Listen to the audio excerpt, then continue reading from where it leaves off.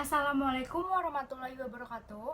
Saya Siti Faradiba dari kelas 11 IPA 6. Pada kesempatan kali ini saya akan menjelaskan tentang kronologi kemerdekaan Indonesia dimulai dari tanggal 6 Agustus 1945 sampai dengan 17 Agustus 1945.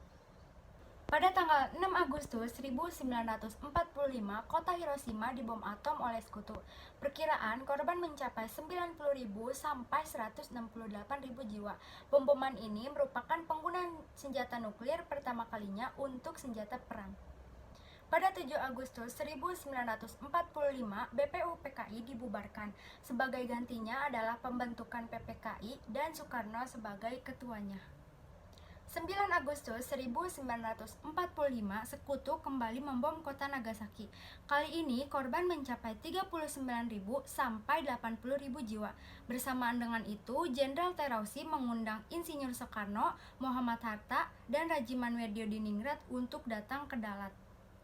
Pada 12 Agustus 1945, ketiganya bersedia berangkat ke Dalat. Hasil dari pertemuan itu adalah Jenderal Terauchi menjadikan kemerdekaan bagi Indonesia. 14 Agustus 1945, Insinyur Soekarno beserta rombongan kembali ke Indonesia. Mendengar kabar itu, Sultan Syahrir mendesak Soekarno-Hatta untuk segera memproklamasikan kemerdekaan Indonesia. 15 Agustus, Jepang menyerah tanpa syarat kepada sekutu. Armada tempur serta pusat pemerintahannya telah luluh lantak. Jepang mengalami kekosongan kekuasaan di Indonesia. Pada tanggal yang sama, golongan muda mendesak Soekarno untuk memproklamasikan kemerdekaan paling lambat 16 Agustus 1945. Namun Soekarno menolak dengan alasan ingin meminta pendapat para PPKI. Pada 16 Agustus dini hari, golongan muda menculik Soekarno dan Hatta untuk dibawa ke Rengas Dengklok, Karawang. Tujuannya untuk menjauhkan Insinyur Soekarno dari pengaruh Jepang. Soekarno dipaksa segera memproklamasikan kemerdekaan Indonesia melalui radio. 16 malam, Soekarno kembali ke rumah Laksamana Maeda di Jakarta. Para tokoh berkumpul untuk merundingkan persiapan proklamasi kemerdekaan. 16 malam hingga 17 pagi, para tokoh membahas rumusan naskah proklamasi kemerdekaan Indonesia. Mereka yang berperan adalah Insinyur Soekarno, sang proklamator sekaligus sang penyusun naskah.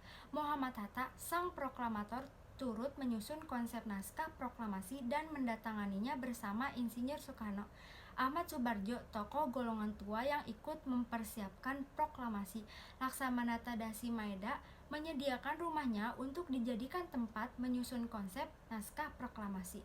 Soekarni, pengusul Insinyur Soekarno dan Muhammad Hatta untuk menandatangani naskah proklamasi. Fatmawati atau Fatimah, penjahit sang saka merah putih. Sayuti Melik, pengetik naskah proklamasi. Latif B.M. Diah S.K. Trimurti dipercaya sebagai pengibar sang saka merah putih.